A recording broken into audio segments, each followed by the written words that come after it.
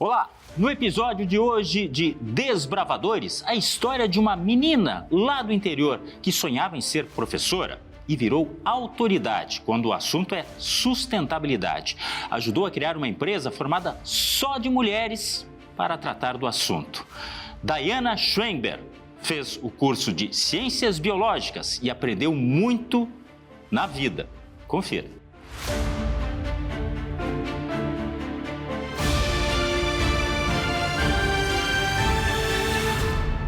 Bom, em primeiro lugar, Diana, muito obrigada por estar aqui com a gente e eu quero saber, quem era a Diana lá na infância? Era aquela que era muito curiosa, tinha, de repente, interesse depois por alguma coisa da biologia, enfim. Então, a Diana da infância, o que a gente lembra, né? São as memórias que nos contam mais aquilo que a gente acha que é verdade. Eu nasci no noroeste do estado, na cidade de Criciúmal, que é uma cidade que não é muito conhecida, né? Ela é próxima de Três Passos e quando eu falo as pessoas acham que é de Santa Catarina, né? Porque conhece muito Criciúma. Então eu nasci no interior mesmo, meus pais eram agricultores, mas o meu pai conseguiu fazer o ensino médio, que era muito diferente para a época, né? E por ele ter o ensino médio, nós acabamos morando numa escola. Então eram aquelas escolas multisseriadas, onde tinha um professor, várias turmas, né? Enfim, e tinha uma pessoa que ficava cuidando dos serviços gerais e da alimentação, que era minha mãe. Então, eu nasci dentro de uma escola.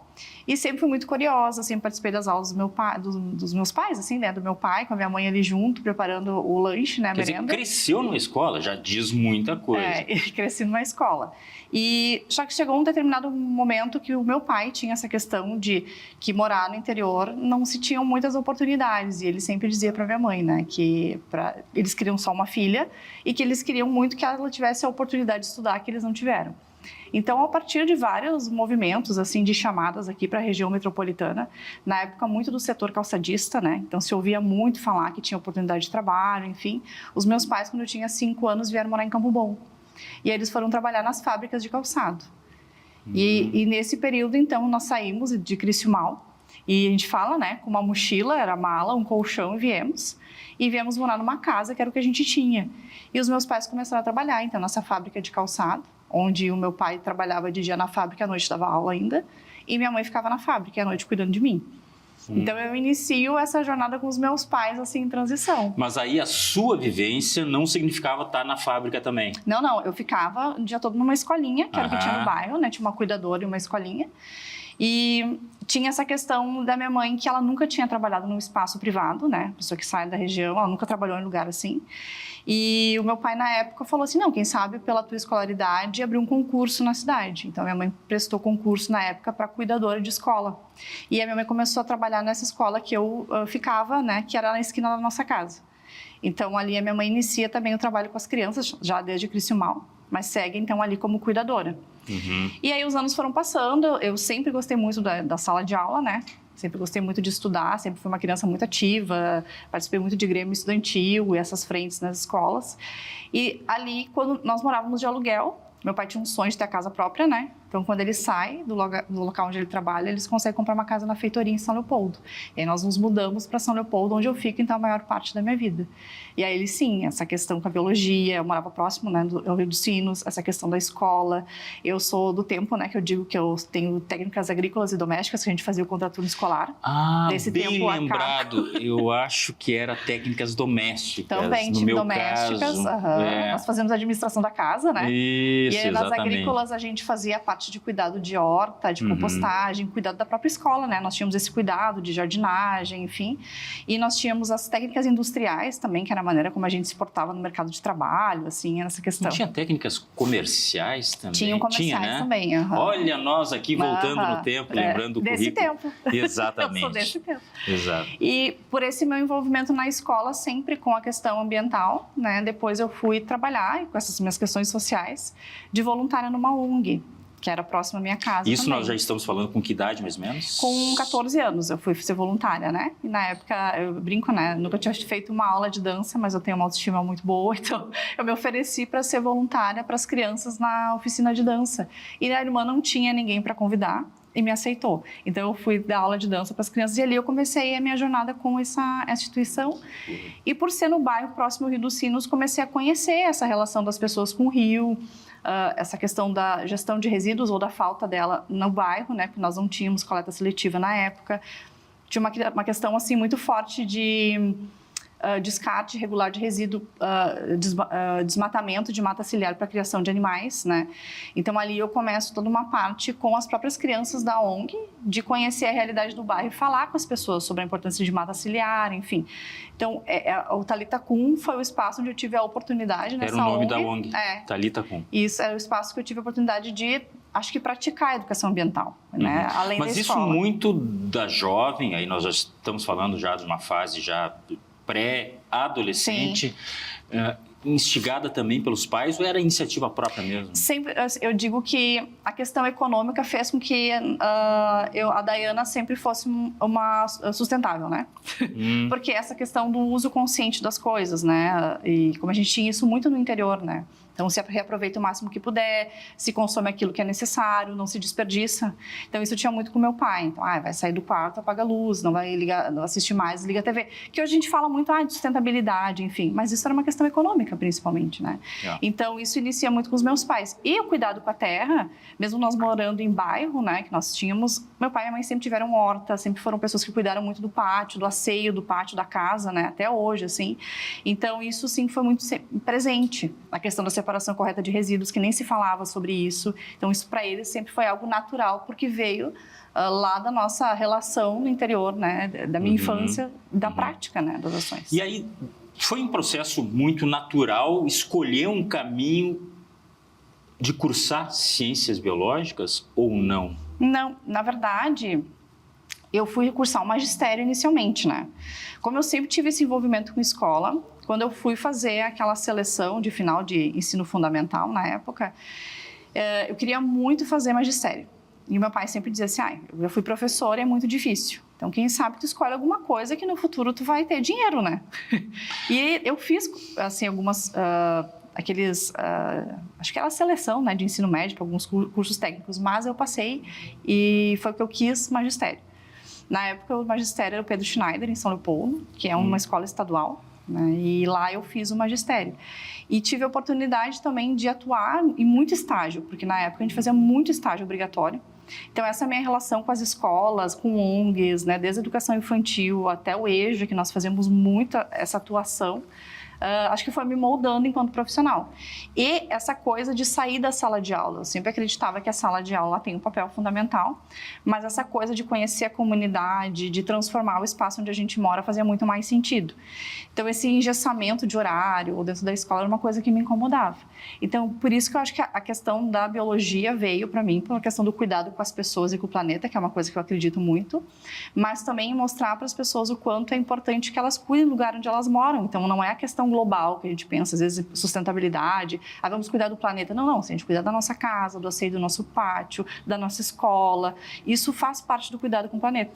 Então, ali eu iniciei uns projetos de educação ambiental, meio que sem saber o que era, né, de fato, como eu falei, empiricamente, né, com a ONG onde eu trabalhava, no magistério. E aí o meu pai falou, não, então vai para biologia, porque ele fez ciências na época, que ciências era ciências, física, química e biologia. Sim. Ele tentou fazer, né? Ele não conseguiu concluir por questões financeiras. Então vai para biologia, que é o cuidado da vida. E aí eu fui fazer, então, a licenciatura em Ciências Biológicas. E ali eu iniciei tendo a certeza que eu ia trabalhar com educação. Tanto que eu digo que eu sou bióloga de gente, porque eu nunca trabalhei com animais, nem tenho interesse. Eu gosto de trabalhar com pessoas, e principalmente da relação das pessoas com o ambiente. E dá para ver, por todo esse perfil já contado até agora, a relação muito íntima com a formação das pessoas, né? Por exemplo, a sala de aula ser como um local de passar conhecimento realmente, né? De compartilhamento também.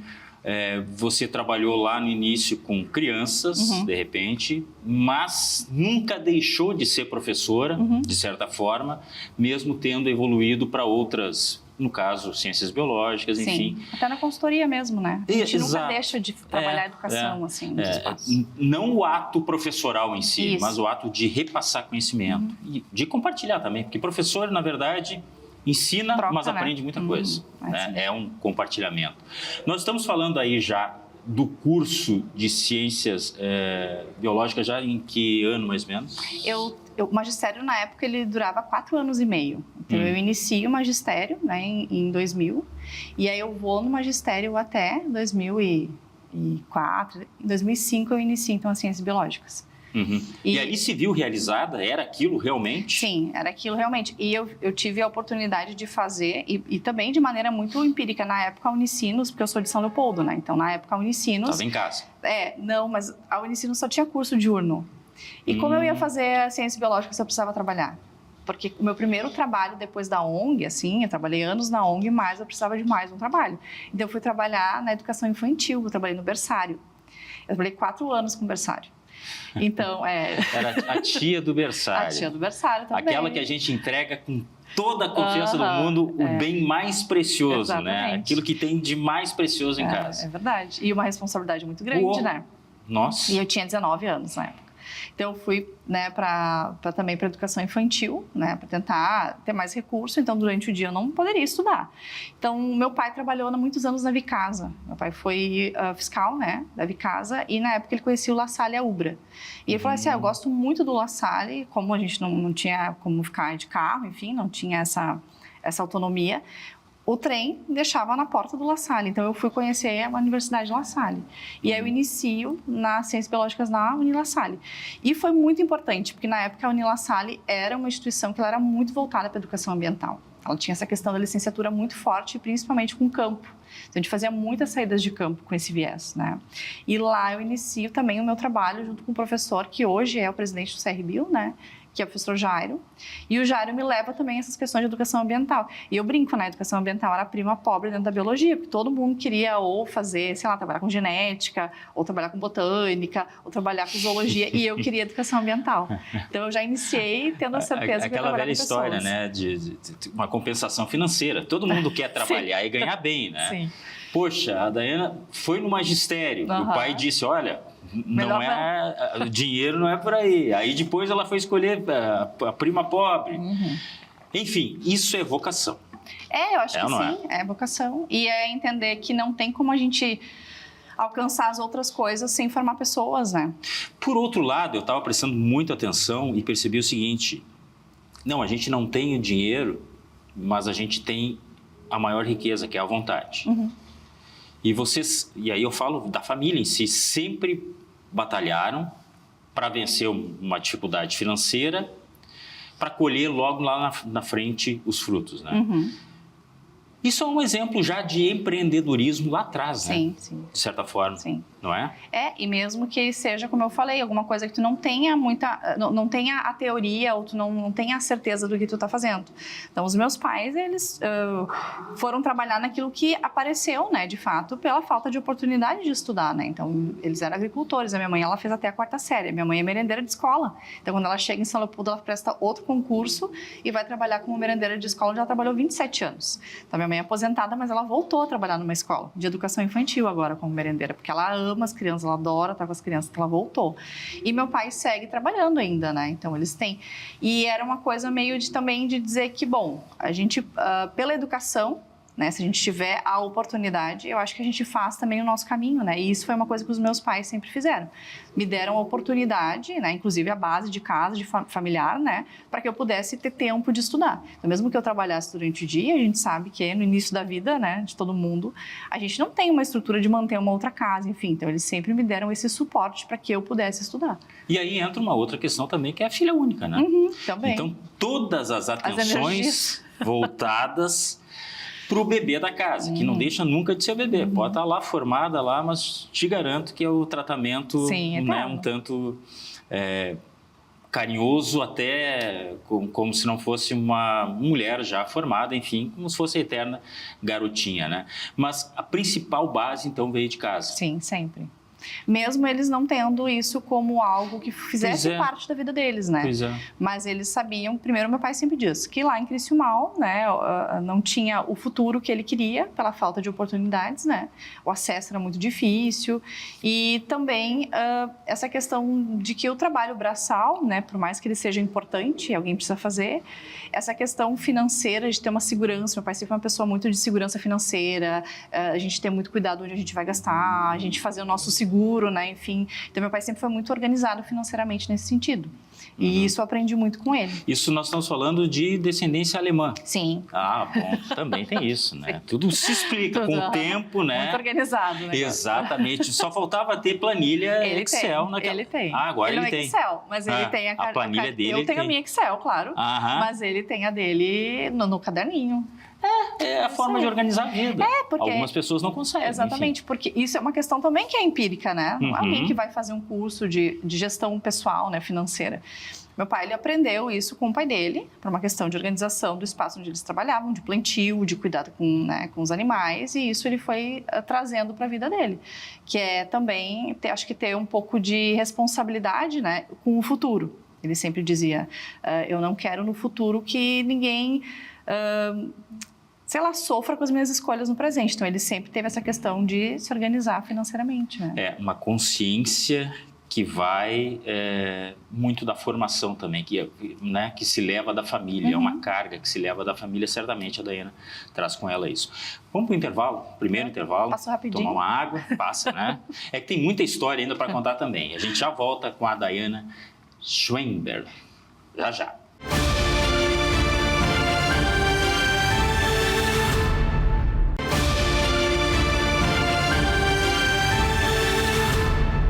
Desbravadores de volta, hoje conversando com a Daiana Schwember, que era uma menina muito curiosa lá na infância, a gente já falou sobre isso, saiu lá do interior, Criciúmal, que é conhecida também como Terra dos Goleiros. Isso, é verdade. Terra do Danley, companhia. Tafarel, que é do lado, Tafarel, que é do ladinho, exatamente.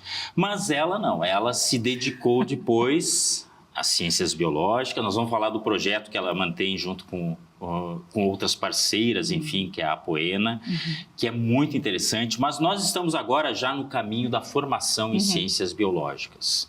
Isso aconteceu mais ou menos em que ano? Deu para dizer assim, agora eu estou pronta para o mercado? Não, a gente nunca se sente pronto para o mercado, acho que é uma questão meio... bom, mas assim, já para dar o start. Sim, eu, na verdade, fiz as ciências biológicas, né? Durante o meu curso, eu fui fazer muitos concursos quando eu terminei o magistério. E fui chamada, então, em Esteio, Sapucaia, para ser professora alfabetizadora. Então, eu inicio também meu trabalho em 2 cidades, né, com alfabetização e também com educação ambiental. Eu tinha disciplina nas 2 cidades, na época isso era uma disciplina que fazia parte do currículo. Hoje eu não sei mais se ela existe. Logo em seguida eles retiraram, né.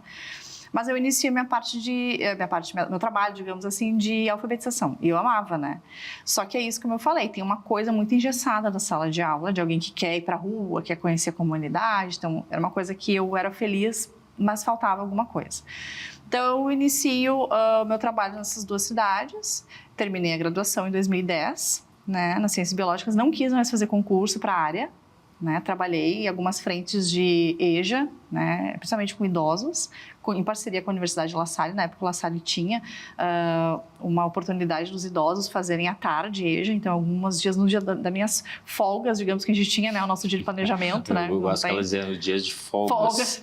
As folgas que não eram folgas. Não eram dia de planejamento, mas eu trabalhava, né, de maneira voluntária nesse projeto.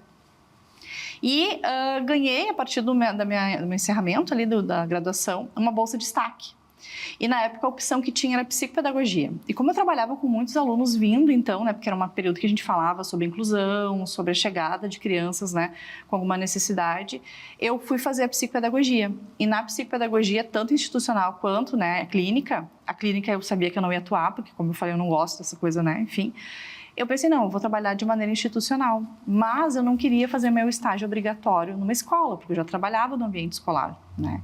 Então, eu fui conversar com a minha orientadora, ela falou assim, tu quer conhecer, já que tu gosta dessas coisas ambientais, eu vou te convidar para conhecer uma cooperativa de catadores.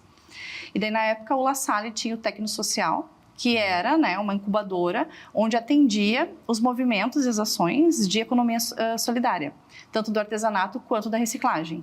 E aí eu fui conhecer uma cooperativa na Matias Velho, a Copcamate, e eu entrei na Copcamate e, como eu digo, nunca mais saí. Me exonerei dos meus concursos, tive um convite da universidade e fiquei. Olha, ela fala assim de uma forma natural, fluida, né, no ritmo que ela está e tal. Exonerei. Me exonerei. Né? Quer dizer, é a segurança de alguém que tinha um trabalho vindo de concurso, né? Era concursada e tal, abriu mão de segurança em nome de desafio. Desafio, eu queria. E mais do que isso, né? do que um plano um projeto de vida? Sim, um projeto de vida, era aquilo que eu acreditava, né? Eu não deixei de fazer educação e não deixo até hoje, mas é diferente, porque a primeira oficina que eu fiz prática, que eu levava, então, a minha parte de psicopedagogia, o que eu fiz nessa cooperativa, eu fui conversar com eles sobre a importância do trabalho deles para o ambiente, porque eles tinham aquele trabalho, e tem, né, como claro, fonte de trabalho e renda, né? Eles vão lá, eu sempre digo, catador não vai ser catador porque quer cuidar do planeta, ele vai para pagar suas contas e sobreviver. Mas eles não tinham esse entendimento do quanto era importante o papel deles, aquela cooperativa era importante, para o meio ambiente. E aí eu fui levar esse conhecimento, já que a psicopedagogia é trabalhar com a dificuldade de aprendizagem, eu fui entender se eles tinham esse conhecimento do trabalho deles ser importante para o meio ambiente e fiz algumas oficinas. E como eu adoro fazer dinâmica, então eu adoro uma dinâmica, então eu fui fazer oficinas com eles e tem essa questão, eles também, muitos não são alfabetizados, muitos também não tiveram oportunidade de concluir o ensino fundamental. Então essa minha maneira didática fez com que a universidade viu, né, acho que o meu potencial metodológico de trazer temas mais complexos de uma maneira mais fácil, né, e aplicável. Então eu fui convidada a compor a incubadora técnico-social da universidade na época. E eu pensei, bom, eu quero trabalhar não só na sala de aula, quero trabalhar em outros espaços. Concurso, depois eu posso tentar de novo, né? Eu confio, como eu falei, eu tenho uma confiança. Autoestima tem que ter. E eu pensei, não, vou fazer de novo, enfim, caso não dê certo, eu dou aula, vou fazer alguma coisa. Mas eu acreditei muito naquela execução do meu trabalho como uma oportunidade de fazer a diferença. Acho que na sala de aula eu fazia, mas não era ainda aquilo que eu sabia que eu poderia fazer mais. Então, eu aceito o convite da universidade. Na época, não era uma bolsa que tinha, e era uma bolsa que tinha data para terminar, além disso, tá? Não era uma coisa assim, tipo, é para sempre, vamos trabalhar aqui. Não, era uma bolsa de 2 anos. E aí eles disseram, não, 2 anos, depois a gente não sabe se vai ser renovada ou não, tu é concursada. O que tu quer fazer? Na época eu conversei com os meus pais e o meu pai falou assim, não, acho que tu tem que fazer aquilo que tu acredita. Se tu acha que um dia tu vai conseguir outro trabalho com isso, segue a tua vontade. E aí eu fui, me exonerei e fui trabalhar na universidade. E eu não me arrependo, assim, eu lembro exatamente do primeiro dia, assim, que eu entrei no carro, porque nós tínhamos um carro onde nós visitávamos as cooperativas. E eu pensei assim, são 3 da tarde, eu tô indo visitar uma cooperativa. O que eu estaria fazendo na escola essa hora, sabe? Eu pensei, não, é o que eu quero. O que eu quero é todos os dias fazer alguma coisa diferente, é esse desafio, eu acho que é trazer soluções práticas para assuntos complexos. Não é simplificar, né? Não é banalizar o assunto, não, mas a gente tentar traduzir coisas, porque a questão ambiental e de sustentabilidade, até hoje, nós temos muita dificuldade de acessar os lugares, porque as pessoas acham que a gente é chato, que a gente é muito complexo, que a gente só vai trabalhar na questão de cumprimento de lei. Então, por que a gente não consegue quebrar, sabe, essa barreira e deixar isso como uma coisa mais prática? Só deixa eu te fazer uma pergunta, aproveitando. Ainda é assim? Muito. Apesar de tudo que vem sendo falado, de tudo que se bate na tecla da necessidade, da sustentabilidade e tal... Sim, eu acho que as pessoas não conseguem ainda linkar tudo o que acontece, né, os impactos que a gente está gerando com ali na frente o nosso sofrimento, assim, as pessoas não têm. Tanto que a pandemia veio e nós pensamos, não, agora vai ser diferente, não foi. Nós tivemos as enchentes, né, de 2024, a gente pensou, não, agora os negócios vão agir de maneira diferente, e não foi. Então, na verdade, se for pensar assim, na pandemia, muita gente disse, não, agora o ser humano vai mudar. Vai melhorar. Não tivemos. Porque veio a enchente, aquele monte de problemas envolvendo boca de lobo, bombas. Não, agora as coisas vão ser diferentes. Sim. As pessoas vão entender essa relação, né? Não foi. Tanto que no ano passado, assim, para pegar um exemplo bem prático, assim, no passado nós recebemos um desafio de conversar com 1.000 CNPJs. E nós recebemos um recurso, né, de um projeto internacional para falar com 1.000 CNPJs sobre as práticas sustentáveis que eles poderiam desenvolver, principalmente pensando que o Rio Grande do Sul foi um estado, né, que ficou quase 90% dele embaixo d'água, né? E nós tivemos muita dificuldade de acessar. E é uma formação gratuita, recebia todo o material de apoio, os eventos eram gratuitos e nós não conseguíamos chamar as pessoas para a pauta de sustentabilidade. Porque não era importante, porque as pessoas não vão ganhar nada com isso, porque pensam de imediato que lucro que vão ter ali na frente. Elas não pensam na questão do impacto positivo. Mas aí não é aquele pensamento assim, o que eu ganho com isso? É o que eu ganho com isso, essa é. Bom, se eu aplicar... aí é um problema cultural, Exato. Realmente, que afeta muito da nossa formação, digamos assim. E é o que a gente precisa trabalhar, né, na questão da educação. Não, eu acho assim, até a gente pode falar um pouco mais na frente, que aí nós temos o projeto Apoena, enfim, da necessidade de vir isso de uma formação familiar, é lógico, mas muito da formação do próprio currículo, né? Sim. De inclusão, de uma coisa mais sólida mesmo, de como tratar o lixo, de como lidar com o meio ambiente. Mas, enfim, vamos falar, porque a Apoena, não perca, a gente vai em seguida. Mas que Apoena? O que é isso? Em primeiro lugar, eu fui pesquisar para qual é o significado dessa sigla, que não é uma sigla. É uma palavra de origem indígena. Mas aqui, diante desse desafio de ter se exonerado, né? Pedido exoneração, não sou mais funcionária pública e tal, e tive esse desafio na iniciativa privada. Quanto tempo já isso? Foi 2013 que eu fiz isso. Então nós temos aí vamos completar 13 anos, né? Foi 2013 e aí eu iniciei o mestrado junto, né? Então o mestrado também foi uma oportunidade que eu tive de uma bolsa de estudos. Bom, de tanta coisa que ela fez, eu estou calculando que a Daiana deve ter uns 123 anos, mais ou menos, né? Pro Zivone, né? Então eu fiz paralelamente o mestrado, aproveitei e linkei, e o meu mestrado foi em saúde e desenvolvimento humano, né? Então eu linkei essas questões ambientais, principalmente da qualidade de vida do catador, e qual era o impacto, assim, né, da relação dessa saúde com o meio ambiente, e foi muito importante. E nesse movimento de conhecer as cooperativas, de conhecer incubadoras técnico-sociais, que isso foi 2013, 2014, era um período que nós tínhamos muitos projetos de incubação de negócios, mas também de cooperativas e empreendimentos de economia solidária. Então, como eu estava nesse mundo de incubadoras técnico-sociais, eu conheci todo mundo que trabalhava nas incubadoras da Unicinos, do IFE, da PUC, de Porto Alegre, que além dos outros estados. Foi o período, acho que, da minha vida que eu mais viajei. Nós fomos visitar muitas incubadoras e outras frentes de trabalho, né, de pesquisa, nessa área de economia solidária. E foi aí que eu conheci as meninas da Apoena. Porque nós trabalhávamos em incubadoras técnico-sociais diferentes, mas nós tínhamos os nossos encontros regionais e depois nacionais. Então, nós fomos nos aproximando e também entendendo que o nosso projeto um dia ia acabar. Poderia ser renovado ou não, poderia ter outro trabalho ou não. E aí nós começamos a montar um grupo de trabalho que a gente chamava de ocupação, que a ideia era ocupar, né? Então nós tínhamos esse grupo, nós éramos 8 mulheres, e nós começamos a estudar modelos de negócio ou outra coisa, uma cooperativa, quem sabe, para a gente formalizar, né, uma empresa, alguma coisa, para seguir oferecendo um serviço. Tá, mas... só para não perder de novo o gancho, 8 mulheres por conveniência, porque essa era a proposta mesmo, por que só mulheres? Então, porque são mulheres, né? Todo mundo pergunta, por que a Apoena só tem mulheres?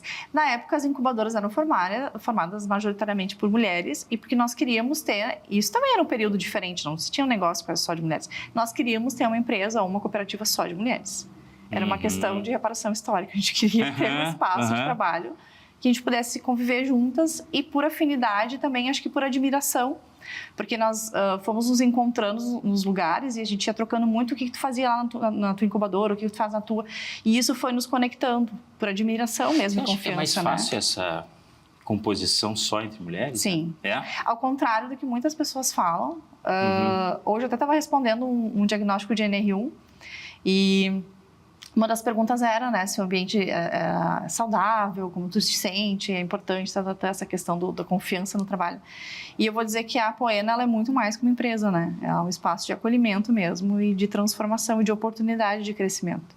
Então, nós temos uma empresa que ela é realmente horizontal, que ela é realmente acolhedora, ela... de fato, nos potencializa a entregar sempre que melhora, assim. Então, e nós temos muita sorte de ter chegado outras mulheres para trabalhar conosco com esse mesmo perfil. E não tem aquele rótulo, digamos assim, se fosse o contrário, Como assim não tem mulher? Mas é que tem empresa só de homens e ninguém questiona, né? Porque tem empresas Você acha que não questiona? Acho que quem sabe hoje mais, mas isso não era questionado antes. Normalmente o que a gente vê são CEOs, né? Não, e aqui, olha, eu não estou fazendo juízo nenhum, estou apenas, né, porque eu não gostaria de ver uma empresa só formada de homens, sinceramente. Acho que seria uma quinta série terrível. Não, eu acho mas enfim. Acho que a diversidade é importante, né? Então, a gente trabalha de uma outra maneira com os homens, mas a equipe técnica mesmo nós formamos com mulheres. Até para dar oportunidade de ser técnica nessa área, né? Trabalhar com consultoria na área ambiental, que era muito masculina, né? Então... Só do começo da criação da Apoena, e aqui nós já entramos, então, na Apoena, que em seguida eu quero esclarecer, afinal de contas, o que é. Ela foi formada por mulheres e ela permanece sendo só mulheres? Sim. Tá. Isso já há quanto tempo? 10 anos nós temos. 10 anos. A Apoena, o que é a Apoena? É a Apoena, me dá o significado, então, não o que é a empresa. Então, a Apoena, ela é uma palavra do Tupi-Guarani que significa aquela que enxerga longe. E essa palavra veio de Manaus, porque uma das minhas sócias é de Manaus. A Joyce é manauara. E ela veio também trabalhar no Rio Grande do Sul, na Estemac na época. Então, ela veio trabalhar numa consultoria na parte técnica, porque ela é gestora ambiental. Então, ela veio trabalhar um período aqui, foi para a universidade, conheceu as cooperativas e a incubadora técnico-social, também saiu da iniciativa privada para empreender com outras mulheres. E quando nós fomos pensar num negócio, porque na época também, a Apoena Socioambiental, que é o nome da nossa empresa, muitas pessoas acham que nós somos ONG, porque quem vai colocar no nome do negócio, primeiro, Apoena, né? E segundo, socioambiental. Porque normalmente quem faz isso é ONG. Né? Então, é uma coisa meio, como assim, socioambiental? Né? Não, nós somos uma empresa que foi constituída para gerar impacto positivo no social e no ambiental. De maneira junta, assim, né? Porque a gente não acredita que vai cuidar só do meio ambiente sem cuidar das pessoas. Uma coisa isolada da outra. Não existe. Então, eu conheci a Joyce nesse meio e ela nos trouxe a palavra Apoena. E por isso que às vezes soa diferente, porque ela não é uma palavra que está aqui no nosso vocabulário. Não, é que assim... tem tudo para ser uma marca mesmo, se é que já não é uma marca, uma identificação, a Apoena remete a tal coisa. É que assim, eu vou ser bem sincero, na hora de pesquisar, poxa, a associação, né? E às vezes é Apoemar, porque pensa que é associação de alguma coisa meio ambiente. Pois então, exatamente. A gente brincou que um dia nós vamos abrir a ONG Apoema. Já vai existir, mas por enquanto ela é uma empresa. Tá no caminho. Para essa mulher que, como eu brinquei antes, deve ter vivido já 150 e tantos 137 anos. Brincadeira, desculpa. É tudo brincadeira para dizer o quanto ela é ativa e quanto ela pensa nas coisas do presente e do futuro. É o que nós vamos tocar esse assunto no próximo bloco. A Apoena, na prática, o que significa? Quem compõe? Quais são os objetivos, né? É rapidinho, aqui no Desbravadores, a gente vai para um rápido intervalo e já volta.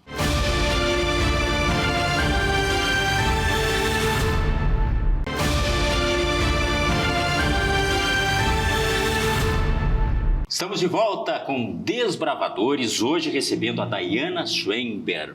E agora a gente vai falar da Apoena. Bom, a Daiana, a gente já viu, né? Lá na infância, a gente já viu que ela deu aula, né? Pedagoga, psicopedagoga, ela já se aventurou nesse campo, ciências biológicas. E aí ela enveredou uma especialização para esse projeto. A Apoena que nós temos hoje, que significa o quê? Não a palavra, que a gente já viu como uma palavra de origem indígena, que é olhar mais à frente, né? Um olhar mais distante, digamos assim. Mas o que faz a empresa? A empresa ela surgiu pensando que os outros negócios, às vezes, querem gerar algum impacto positivo e não tem projetos ou produtos para isso. Então, a Apoena ela é uma empresa hoje que ela cria soluções sustentáveis, nós chamamos assim. Nós temos uma parte que diagnostica, né, faz o diagnóstico todo alinhado ao ESG, que é essa pauta que a gente fala bastante, que na verdade já era uma pauta de sustentabilidade, hoje é uma questão métrica, né, de analisar todos os indicadores, enfim. Mas nós criamos também ações no âmbito social. Então, projetos de impacto em escolas, cooperativas, nós temos vários clientes e projetos nessa área. Então, nós levamos a educação ambiental para as escolas, nós levamos a parte de acompanhamento em logística reversa para as cooperativas. E dentro da parte ambiental também, com a parte de licenciamento, com a parte de estudos de impacto. Então, a gente atua nessa parte de fazer olhar o todo, digamos assim, de maneira holística, né, o ambiental, o social e a governança, mas também a gente aplica algumas ações dentro do ambiente, né, de adequações, que são mais de legislação, né, de obrigatoriedade, mas também a parte social de impacto. E hoje nós temos uma frente também de saúde mental, que é a NR1, né? Então, que uma das minhas sócias é psicanalista, que é a Kellen, né? Então, a Kellen é socióloga e psicanalista.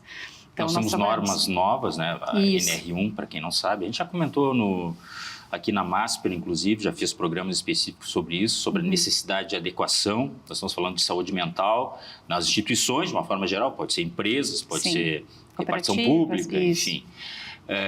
São quantas componentes hoje? Nós somos 3 sócias, Kellen, Joyce e eu, e somos 3 consultoras, mais 3 consultoras, que é a Ana Carolina, a Carol e a Fernanda.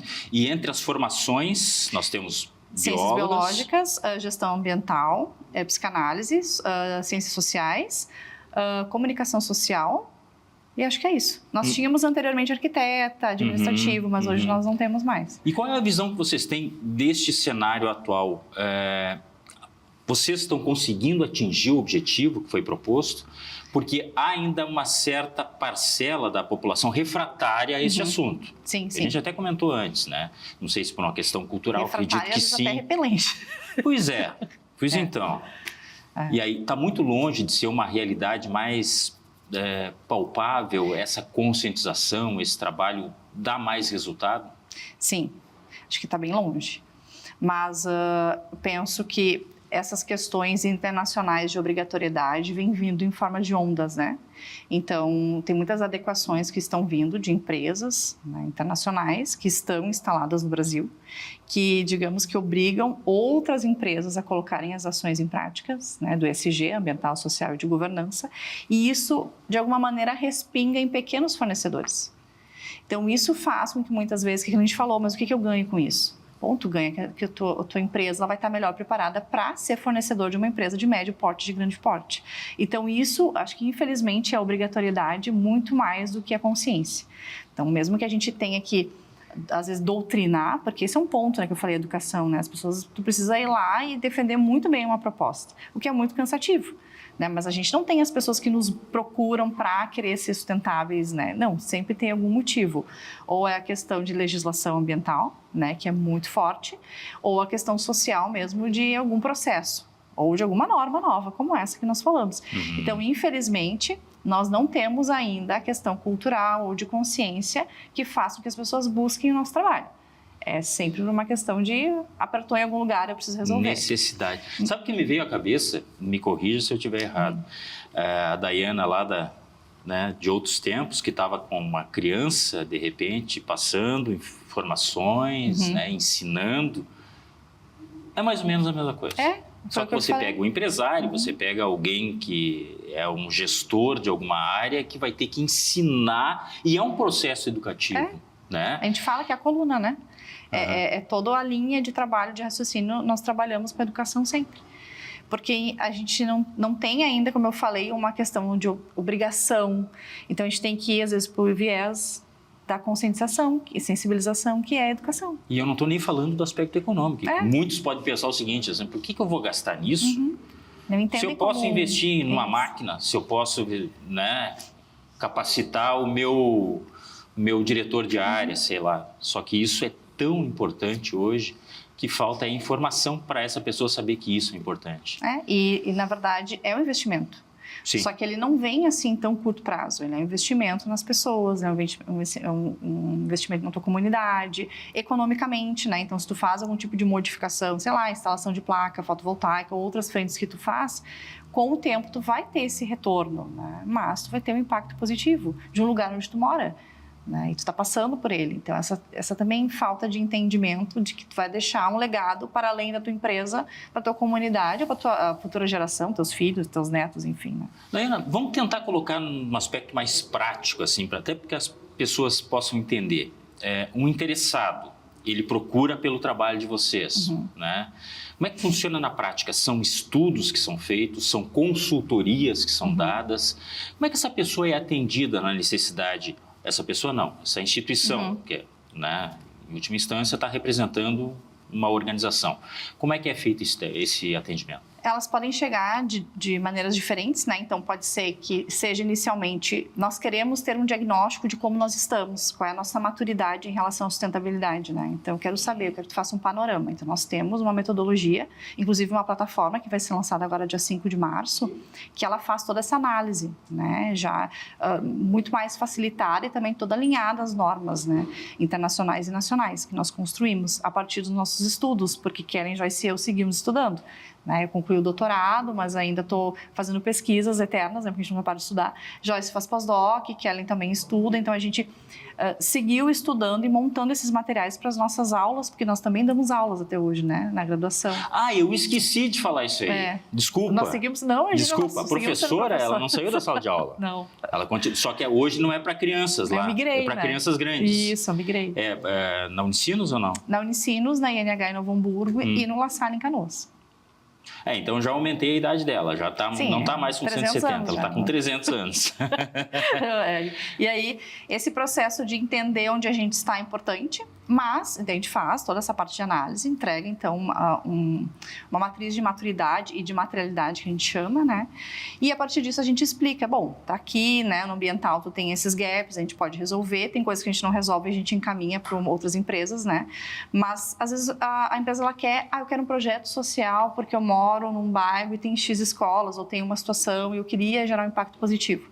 Então, a gente constrói esse projeto ou executa alguma coisa que eles já fazem. Então, tem empresas, por exemplo, que já têm projetos sociais, mas não tem equipe para fazer isso. Então, eles nos contratam para a gente dar a execução, encaminhamento, né, e seguir, né, para eles terem esses indicadores, porque isso também é bom para eles colocarem nos relatórios de sustentabilidade. Só deixa eu te perguntar, isso nós estamos falando de empresas privadas ou órgãos públicos? Os dois? Os dois. Nós temos uma frente de trabalho com as empresas, iniciativas, também cooperativas, né? Que não são só de catadores, a gente trabalha com cooperativas de crédito, né? E outras cooperativas. E também temos uma frente em parceria com o poder público nessa parte de implementação de educação ambiental.